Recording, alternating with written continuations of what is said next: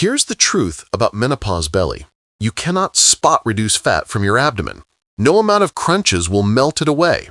But here's what does work. Strength training first, combined with smart cardio, protein at every meal, and patience.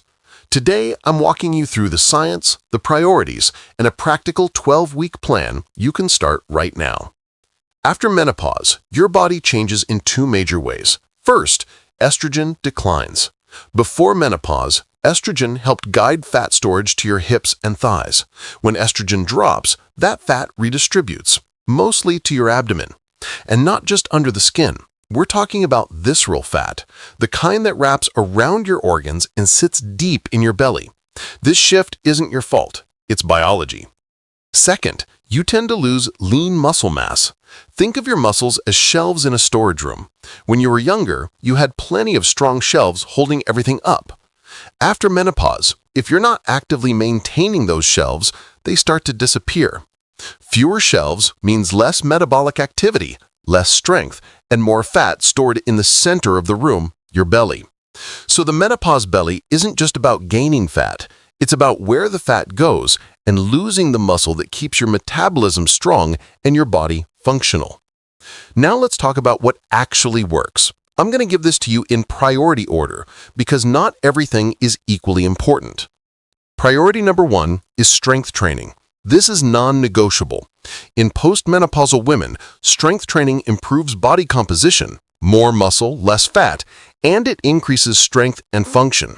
It protects your bones, your balance, and your independence. Here's your program.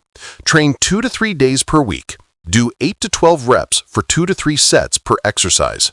Rest 60 to 90 seconds between sets. Work at an intensity we call RIR, 1 to 2. That means leaving 1 to 2 reps in the tank. You should feel challenged, but not destroyed. And here's the key, progressive overload. When a session feels easier, raise the load or difficulty by 2 to 10%. This isn't optional. Strength training is the tool that rebuilds muscle, protects bone, and drives fat loss over time. Priority number 2. Cardio supports strength training, but it doesn't replace it. Cardio is important for your heart and overall health. Aim for 150 to 300 minutes per week of moderate activity, walking, biking, swimming. Break it into 30-minute sessions 5 to 6 days a week, if possible. Once you're comfortable, add 1 interval session per week. That's short bursts of harder effort followed by recovery. This boosts cardiovascular fitness without overdoing it. Priority number 3 is protein at every meal. Protein is the raw material your muscles need to rebuild. After menopause, your protein needs go up. Target 1.0 to 1.2 grams per kilogram of body weight per day. Spread it out, 20 to 30 grams per meal. That might look like 3 ounces of chicken or fish, 1 cup of Greek yogurt, 3 eggs, or a scoop of protein powder. Pair protein with your strength training. This combination is what actually changes your body composition. Priority number 4. Let's talk about core work's real role.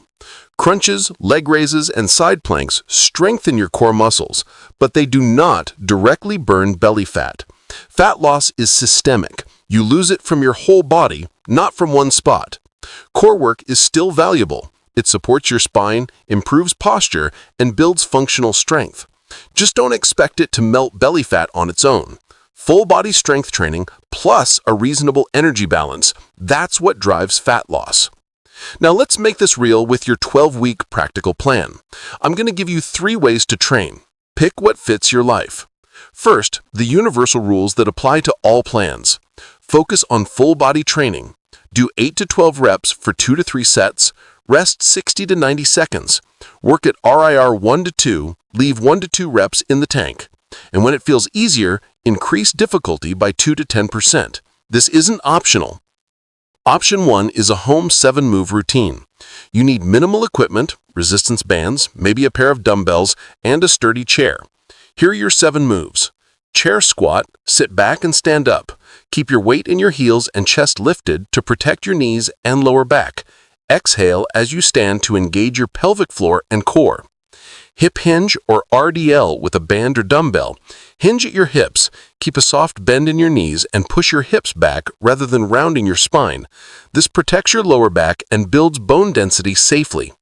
Push. Start with wall push-ups, progress to knee push-ups, then standard push-ups as you get stronger.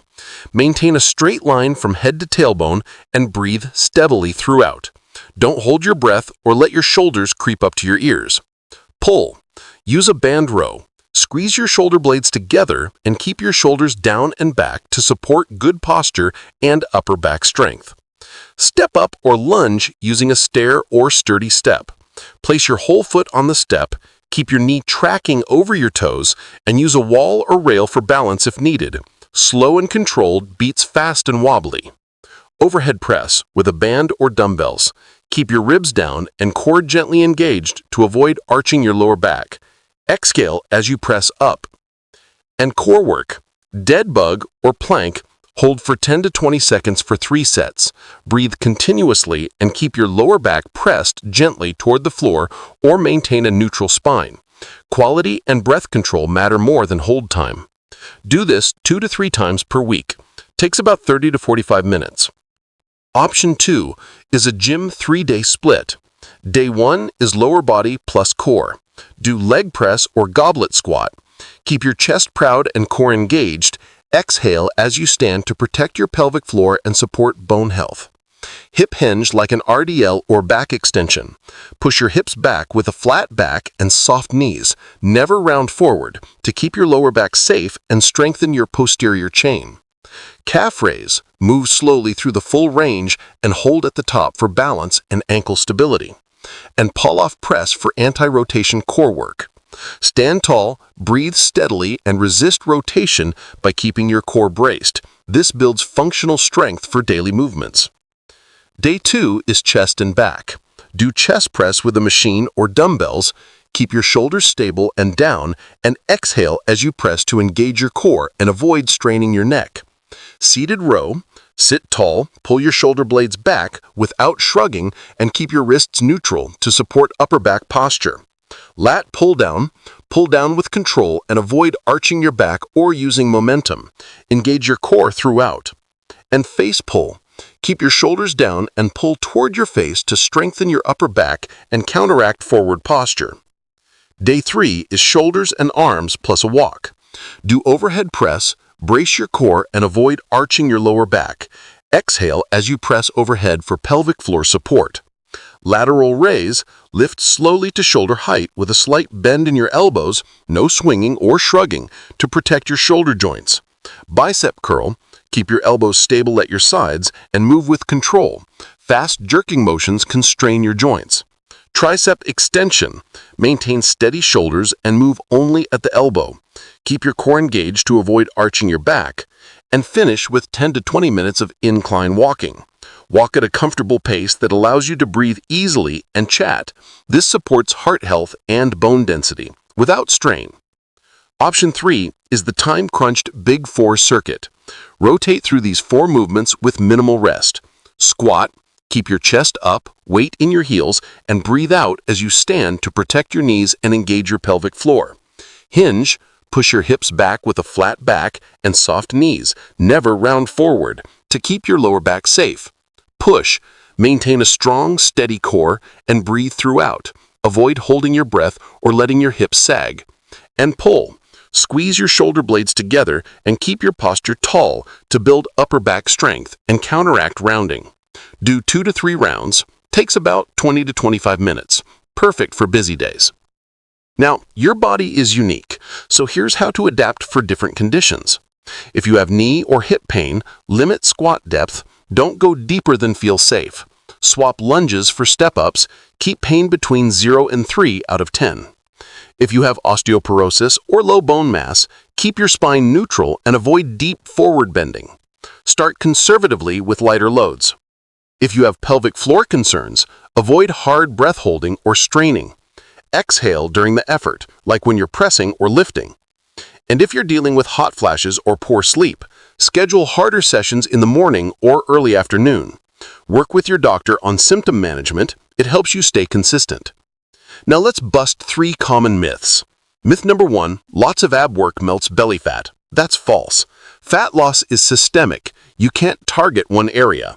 Full body strength training plus cardio and nutrition drives fat loss.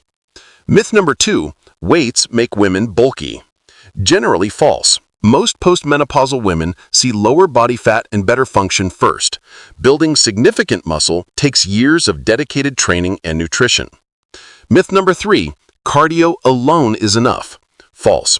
Cardio is great for your heart, but strength training uniquely protects muscle and bone, especially after menopause.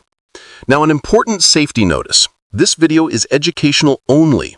If you have a recent fracture or surgery, uncontrolled cardiometabolic disease, severe pain, or painful or advanced osteoporosis, consult a healthcare professional before starting. Your challenge today: pick one of these plans. Do one session this week. Rebuilding your shelves starts with a single session. If this was helpful, give it a thumbs up and subscribe for more evidence-based health guidance.